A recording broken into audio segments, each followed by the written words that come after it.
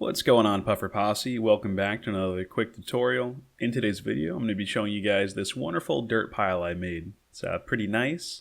It's mostly made of grass. I guess there's a couple dirt blocks in there somewhere, but I like it. I hope you guys like it too. Except we actually have more things to see. There is a button here. Now, what does this button do?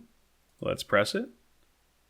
And it opens up a little piston door there that's nice and flush with our dirt hill. And inside here we have all of our valuables being nicely protected, completely away from outside eyes. We don't want anyone to judge us, so we're going to go and keep this out of plain sight. So let's go and press the button here. Let's actually exit. And as you can see from the outside, it's pretty unnoticeable. You really would not realize that there was a hidden base here. Now, of course, in our case, we're using a button to actually go and operate the piston door. But you can have any means to go and activate it. You could go ahead and you could use a redstone torch that you place in a very specific spot. You could use an item filter with the very specific named item. There's a whole lot of things you could do, but that's really not the point today. Today is the point just to show off the piston door itself, because it's actually really simple and very useful if you do want to make a 2x2 flush door. Alright guys, to begin, go and get yourself a couple of sticky pistons and go ahead and build something like that. So it's going to be a 2x2 of sticky pistons going this way, and a 1x2 going that way. Leave a 2-block gap. Go ahead and do the exact same thing over here.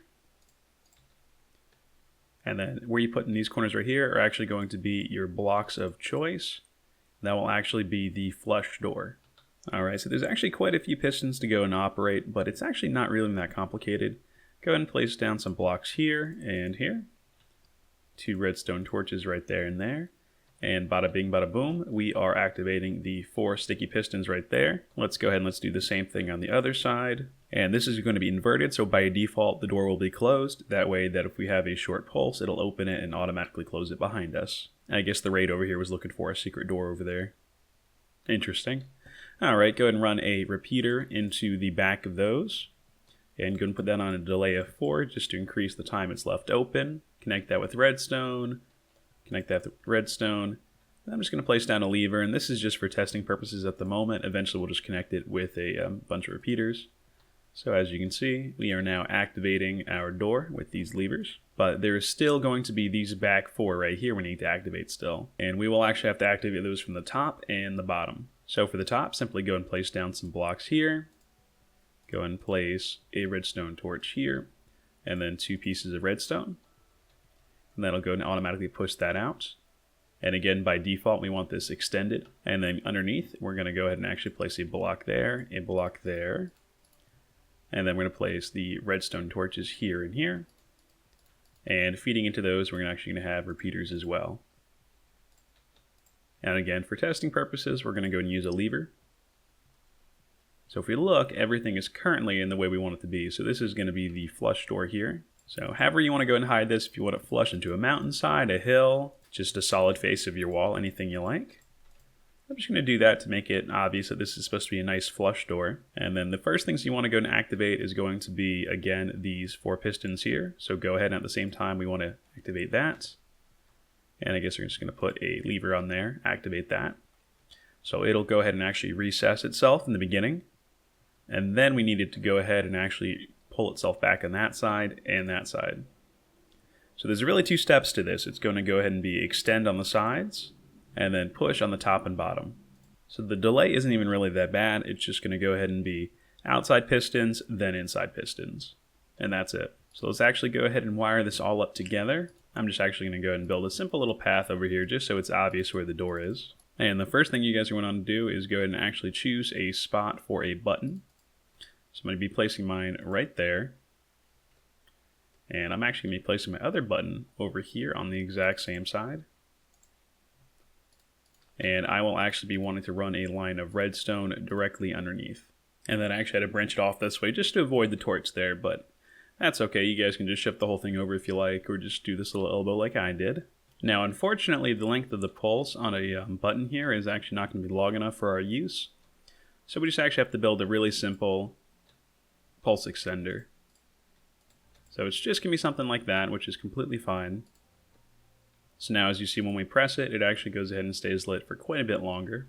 And I'm going to build the same exact thing over here on this side.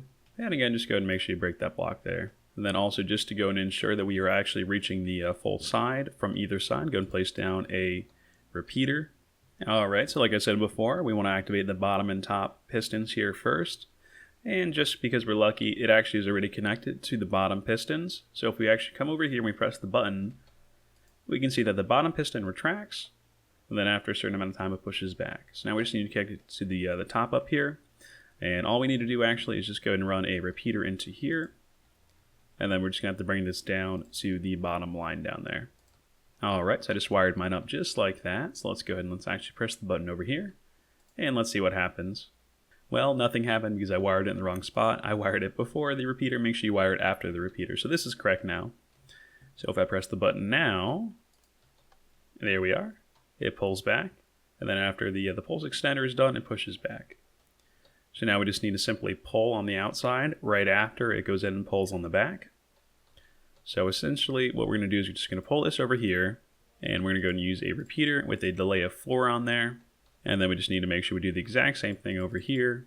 And we just need to actually go ahead and connect the redstone up. Alright, so it's all connected.